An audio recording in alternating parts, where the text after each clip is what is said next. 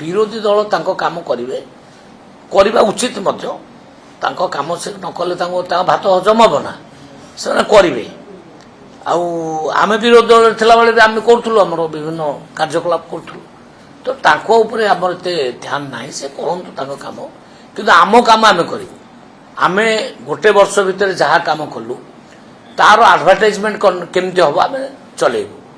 ଆମର ମେଳା, ବିକାଶ ମେଳା ହେଉଛି ବିଭିନ୍ନ ଜିଲ୍ଲାମାନଙ୍କରେ ଆମର ମନ୍ତ୍ରୀମାନେ ଗସ୍ତ କରିବେ, ଆମର ପ୍ରଚାର ପ୍ରସାର ହେବ ଏବଂ ପ୍ରତ୍ୟେକ ଘରେ ଗୋଟେ ଗୋଟେ ଲିଫଲେଟ୍ ପହଞ୍ଚିବ ଆମର। ସେ ଲିଫଲେଟ୍ରେ ଆମେ କ'ଣ କ'ଣ କଲୁ ଡିଟେଲ ଲେଖିକିରି ଆମେ ଦେବୁ। ତେଣୁ ଆମ କାମ ଆମେ କରିବୁ, ତାଙ୍କ କାମ ସିଏ କରିବାକୁ ଆମେ ତାଙ୍କୁ ମନା କରୁ। କିନ୍ତୁ ଆପଣ କଟକରେ ଆଜି ମହିଳା ଶକ୍ତି ପ୍ରୋଗ୍ରାମକୁ ସେ ଯାଜପୁରରେ କାଉଣ୍ଟର କରୁଛନ୍ତି ମହିଳା ଶକ୍ତି। ନା, ସେ କରିବେ ପରା କହିଲେ ଆପଣ। ଆମେ ଦେଖନ୍ତୁ ଆମେ କେତେ କାମ କଲୁ। ଆମେ ସେ ମହିଳାମାନଙ୍କୁ ସୁଭଦ୍ରା ଯୋଜନା ଦେଲୁ, ଯେଉଁଟାକି ଅସମ୍ଭବ ଥିଲା। ସେମାନେ ଭାବୁଥିଲେ 50,000 କ'ଣ ଏମାନେ ଦେଇପାରିବେ, ଆମେ ଦେଲୁ। ଗୋଟିଏ ମହିଳା ପାଇଲେ 3100 ଟଙ୍କା ଧାନ ପର କୁଇଣ୍ଟାଲ ଦେବୁ, ଏ କଥା ସେ ବିଶ୍ୱାସ କରୁନଥିଲେ। ହସିକିରି ଗଡ଼ିଗଲେ।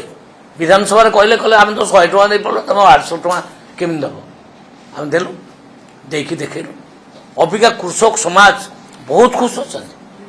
କୃଷକ ଖୁସି, ମା' ମାନେ ଭଉଣୀମାନେ ଖୁସି। ଅବିକା ଉତ୍କର୍ଷ ଓଡ଼ିଶା ଜରିଆରେ 17 ଲକ୍ଷ କୋଟି ଟଙ୍କାର MOU ସାଇନ୍ ହେଲା। ବିଭିନ୍ନ ଜିଲ୍ଲାମାନଙ୍କରେ ଶିଳାନ୍ୟାସ ଚାଲିଛି। ମୋ ଜିଲ୍ଲାରେ ତ 3ଟା ଫ୍ୟାକ୍ଟ୍ରି ଆସୁଛି, 3ଟା ଫ୍ୟାକ୍ଟ୍ରି, ୱାରି ଏନର୍ଜି, ଆଇନକ୍ସ ୱିଣ୍ଡସ୍ ଏବଂ କଲ୍ୟାଣୀ ଇଣ୍ଡଷ୍ଟ୍ରି। ଏ 3ଟି ଇଣ୍ଡଷ୍ଟ୍ରିରେ ମିନିମମ୍ 25,000 ରୁ 30,000 ପିଲା ଚାକିରି ପାଇବେ। ମୋତେ କୁହନ୍ତୁ ମୋ ଜିଲ୍ଲାରେ ଆଉ ଗୋଟିଏ ପିଲା ବାହାରକୁ ଯିବ କାମ କରିବା ପାଇଁ? ନା, ମୋର ତ 25-30,000 ଚାକିରି ବାହାରିବ ବର୍ଷକେ ଭିତରେ। ତେଣୁ ଯୁବକମାନଙ୍କ ପାଇଁ, ଯୁବତୀମାନଙ୍କ ପାଇଁ ଏ ସରକାର କାମ କଲା। ଏ ସରକାର ସ୍ୱାସ୍ଥ୍ୟ ଦୃଷ୍ଟିରୁ ବି କାମ କଲା।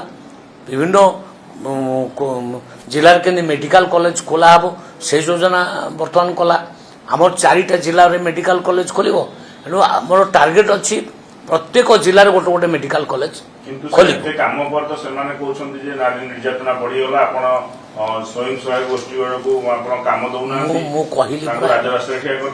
ମୁଁ କହିଲି ପରା ସେମାନେ କହିବେ, ତାଙ୍କ କହିବାର ଅଧିକାର ଅଛି। ସେ ବିରୋଧୀ ଦଳ କହିବେ, କିନ୍ତୁ ଯଥାର୍ଥତା ନାହିଁ। କାହିଁକି ନା ଆମେ 17 ଲକ୍ଷ ଦିଦିଙ୍କୁ, ମାନେ SHG ଦିଦିଙ୍କୁ ଲକ୍ଷପତି କରିବା ଟାର୍ଗେଟ କରିଥିଲୁ। ଆମେ 91% ସଫଳ ହେଇଛୁ। ସାରା ଭାରତ ବର୍ଷରେ ଆମେ ପ୍ରଥମ ହେଇଛୁ ମହିଳାମାନଙ୍କ ପାଇଁ। ଏବଂ ମହିଳାମାନଙ୍କ ପାଇଁ ଆମେ ଯେଉଁ ମାନେ ସୁଭଦ୍ରା ଯୋଜନା ଲାଗୁ କଲୁ, ଏଇଟା କେବେ ସେ ଭାବିଥିଲେ? କେବେ ଭାବିନଥିଲେ। ଆମେ ମହିଳାମାନଙ୍କ ପାଇଁ ବି କାମ କରୁଛୁ, କୃଷକମାନଙ୍କ ପାଇଁ ବି କାମ କରୁଛୁ, ଆମେ ଯୁବକମାନଙ୍କ ପାଇଁ କାମ କରୁଛୁ, ଆମେ ଅଲରାଉଣ୍ଡ ଡେଭଲପମେଣ୍ଟ ପାଇଁ କାମ କରୁଛୁ। ଶିକ୍ଷା ପାଇଁ ଗୋଦାବର୍ଷ ମିଶ୍ର ସ୍କୁଲ ପ୍ରତ୍ୟେକ ପଞ୍ଚାୟତରେ ଗୋଟେ ଗୋଟେ ହେବ। 5 କୋଟି ଟଙ୍କା ଖର୍ଚ୍ଚ ହେବ ଗୋଟେ ସ୍କୁଲରେ।